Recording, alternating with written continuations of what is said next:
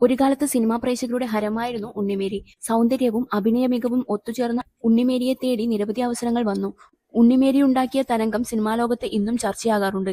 മറ്റു പല താരറാണിമാരെയും പോലെ ഒരു ഘട്ടത്തിൽ ഉണ്ണിമേരിയുടെയും കരിയർ ഗ്രാഫിൽ വീഴ്ച വന്നു. പതിയെ ഇവർ സിനിമാലോകത്തു നിന്നും അകന്നു. ഉണ്ണിമേരിയെക്കുറിച്ച് സംവിധായകൻ ആലപ്പി അഷ്റഫ് പറഞ്ഞ വാക്കുകളാണിപ്പോൾ ശ്രദ്ധ നേടുന്നത്. ബാലതാരമായി തുടങ്ങി 13-ാം വയസ്സിൽ നായികയായി അരങ്ങേറ്റം കുറിച്ച നടിയാണ് ഉണ്ണിമേരി. നായിക സൗന്ദര്യ സങ്കല്പത്തിന്റെ പൂർണ്ണത തുളുമ്പുന്ന അഴകുള്ള താരറാണിയായിരുന്നു അവർ. മലയാളത്തിൽ നസീർ സാർ ഉൾപ്പെടെയുള്ള സൂപ്പർ താരങ്ങളുടെയെല്ലാം നായികയായി അവർ വേഷമിട്ടിരുന്നു.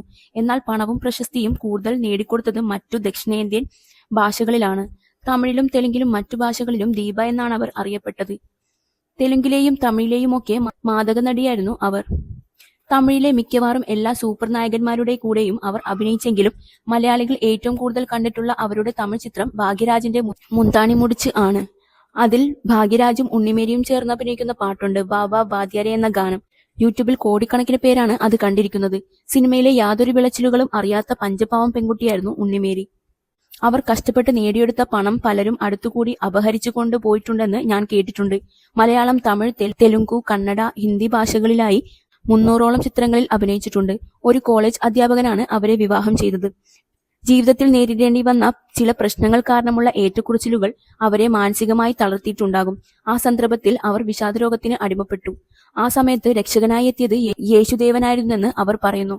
യേശു നൽകിയ അനുഗ്രഹത്തിനെല്ലാം നന്ദി പറഞ്ഞ് അവർ പൂർണ്ണമായും ആത്മീയതയിലേക്ക് തിരിഞ്ഞു.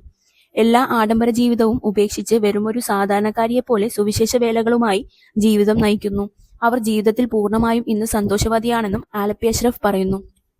റിജോയ് എന്നാണ് ഉണ്ണിമേരിയുടെ ഭർത്താവിന്റെ പേര്. ഇരുവർക്കും നിർമ്മൽ എന്ന മകനും പിറന്നു. മകൻ ഇന്ന് വിവാഹം ചെയ്ത് കുടുംബജീവിതം നയിക്കുന്നു. 1992 പുറത്തിറങ്ങിയ എന്നോട് ഇഷ്ടം കൂടാമോ ആണ് ഉണ്ണിമേരിയുടെ അവസാനം പുറത്തിറങ്ങിയ ചിത്രം.